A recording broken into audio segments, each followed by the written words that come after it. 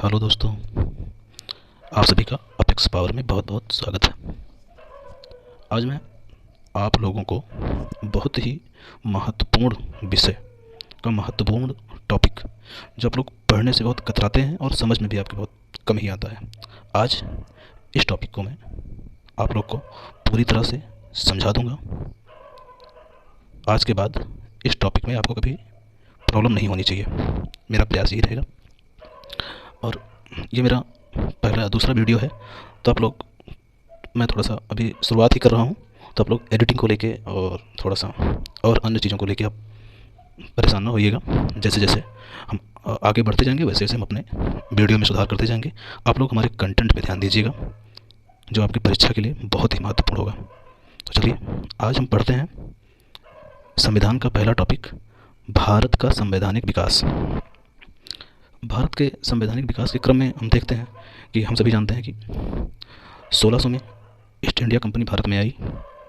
उन्होंने अपनी कंपनियां लगाईं और ये कंपनियां चलती थी, ये महारानी एलिजाबेथ उस समय ब्रिटेन की सम्राज्ञी थी। उन्होंने कंपनी को भारत में व्यापार करने के लिए अनुमति दी थी। समय समय पर उन्होंने कंपनी के साथ और ब्रिटिश के द्वारा अनेक कानून बनाए। उसी कानून के माध्यम से कंपनियां यहाँ चलती थी। उसको देखते हुए कुछ एक्ट बनाए गए। वो एक्ट हमारे ये हैं, हम लोग इसको ध्यान से देखेंगे। पहला एक्ट है 1773 का रेगुलेटिंग एक्ट। 1773 का रेगुलेटिंग एक्ट, इसमें कार्य क्या हुए आप लोग ध्यान से समझें। पहला इसमें कार्य हुआ था कि बंगाल के गवर्नर को, जो बंगाल का गवर्नर था उस समय, उसको गवर्नर जनरल कहा जाने लगा। पहला संशोधन ये हुआ कि बंगाल के गवर्नर को गवर्नर जनरल कहा जाने लगा। दूसरा संशोधन हुआ कि बंगाल के गवर्नर, जो गवर्नर जनरल बना, उसकी सहायता के लिए 4 सदस्यीय समिति का गठन किया गया। 4 लोग और उसके सहयोग के लिए बनाए गए, वो समिति के माध्यम से थी। तीसरा कार्य हुआ कि जो मद्रास और बम्बई, ये गवर्नर जनरल के पहले जो प्रक्रिया थी इनकी, कि हर एक क्षेत्र के अलग अलग गवर्नर होते थे। लेकिन जब गवर्नर जनरल बना बंगाल का, तो जो अन्य क्षेत्र थे, जैसे मद्रास था, बम्बई था, तो यहाँ के गवर्नर को बंगाल के गवर्नर जनरल के अधीन कर दिया गया। तीसरा काम यह हुआ कि मद्रास और बम्बई के गवर्नर को बंगाल के गवर्नर जनरल के अधीन कर दिया गया। और चौथा जो महत्वपूर्ण काम आप जानते हैं कि 1773 के रेगुलेटिंग एक्ट के द्वारा 1774 में सुप्रीम कोर्ट की स्थापना हुई। सुप्रीम कोर्ट की स्थापना हुई, जिसमें एक मुख्य न्यायाधीश था और 3 अन्य न्यायाधीश थे। मुख्य न्यायाधीश कौन थे? उनका नाम था एलिजाह एम्पे। एलिजाह एम्पे उस समय मुख्य न्यायाधीश थे और 3 अन्य न्यायाधीश थे। 3 अन्य न्यायाधीशों का नाम महत्वपूर्ण नहीं है, आप इसको जानें। और जो गवर्नर जनरल बना था पहला बंगाल का, उसका नाम था वारेन हेस्टिंग्स। तो ये टॉपिक आपका क्लियर हो गया है कि इसमें 1773 से इतने ही क्वेश्चन आते हैं। 5 टॉपिक आप रट लें, कोई दिक्कत नहीं होगी। इसको आप समझिए कि पहला रेगुलेटिंग एक्ट है, इसका बहुत बड़ा योगदान है। ये कुछ बातें मैं आपको अन्य वीडियो बनाऊंगा, नहीं तो आपकी वीडियो जो लंबी हो जाएगी। 1784 का पिट्स इंडिया एक्ट, इसमें 2 कार्य हुआ। इसमें दोहरे प्रशासन का प्रारंभ हुआ। इसमें बनाया गया बोर्ड ऑफ डायरेक्टर, जो व्यापारिक कार्यों को देखता था। बोर्ड ऑफ डायरेक्टर व्यापारिक कार्यों को देखता था। एक था बोर्ड ऑफ कंट्रोलर, ये राजनीतिक कार्यों को देखता था। इसमें 6 सदस्यीय समिति थी। अब इसमें जो सदस्यीय समिति थी, इसका जो वो करते थे, वहाँ से डायरेक्ट करते थे, वो ब्रिटिश के सम्राट थे या सम्राज्ञी थी, जो समय वहाँ रहे हों। तो जो 6 सदस्यीय ये समिति थी, इसमें से किसी को नियुक्त करना, किसी को पद से निकाल देना, तो इसके लिए जो ब्रिटिश के सम्राट थे वो ये करते थे। बोर्ड ऑफ कंट्रोलर, ये राजनीतिक को देखती थी, सैनिक असैनिक, युद्ध शांति अशांति क्षेत्र से राजनीतिक क्षेत्र में देखा जाता था। और व्यापार के लिए बोर्ड ऑफ डायरेक्टर की स्थापना की गई थी। तीसरा नियम था 1786 का अधिनियम, तो बहुत इंपॉर्टेंट नहीं है, लेकिन आप इसको जानें कि जो गवर्नर जनरल था, गवर्नर जनरल को प्रधान सेनापति की शक्तियाँ दी गई। ऐसी गवर्नर जनरल को प्रधान सेनापति की शक्तियाँ प्रदान की गई। और ये जो प्रधान सेनापति की शक्तियाँ लेने वाला प्रथम गवर्नर कौन था?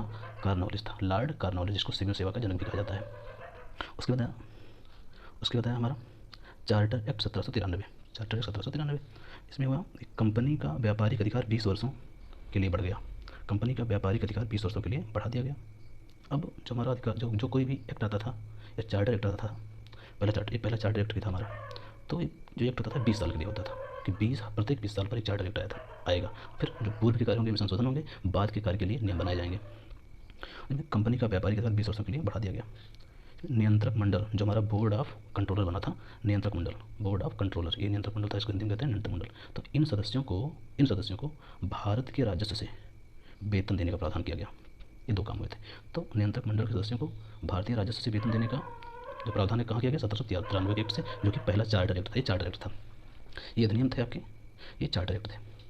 आते हैं चार्टर एक्ट 1813। अब इसमें आप 20 जोड़ेंगे तो 1813 आ जाएगा।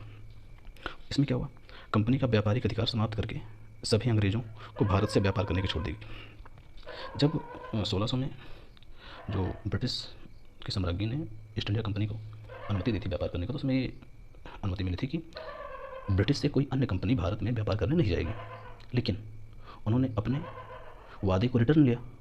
उन्होंने 1813 में कहा कि आपका जो एकाधिकार है भारत में समाप्त किया जाता है, ब्रिटिश से और भी लोग भारत में व्यापार कर सकते हैं। लेकिन जो कंपनी थी उसका चाय और चीन के साथ कंपनी का एकाधिकार बना रहा। जिसे मतलब एकाधिकार कहाँ का बना रहा, चाय और चीन के साथ। चीन से व्यापार करते थे एकाधिकार रूप में, और चाय में उनका एकाधिकार था। ये क्लियर हो गया होगा आपका।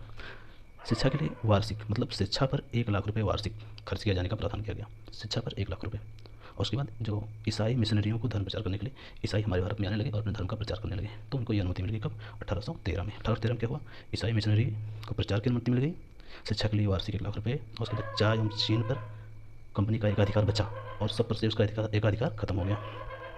फिर उसके बाद आया 1833 का चार्टर एक्ट। इसमें बंगाल के गवर्नर जनरल को भारत का गवर्नर जनरल कहा गया। इसमें बंगाल के गवर्नर जनरल को भारत का गवर्नर जनरल कहा गया। जो भारत का पहला गवर्नर जनरल किसे कहा जाता है, लॉर्ड विलियम बेंटिक को। तो आज के लिए इतना ही दोस्तों। अगर आप इस वीडियो को 2 से 3 बार देख लेते हैं तो आपका इस टॉपिक से मैं जस्ट इसके बाद इसके आगे का जो चार्टर एक्ट है वो लेके आऊँगा, क्योंकि वीडियो बहुत बड़ी हो जा रही है, अभी मैं शुरुआत कर रहा हूँ। तो आप हमारी आगे की वीडियो के लिए प्रतीक्षा करें और चैनल को थोड़ा सा सहयोग कीजिए, सब्सक्राइब कीजिए, शेयर कीजिए, अपने दोस्तों को बताइए। धन्यवाद।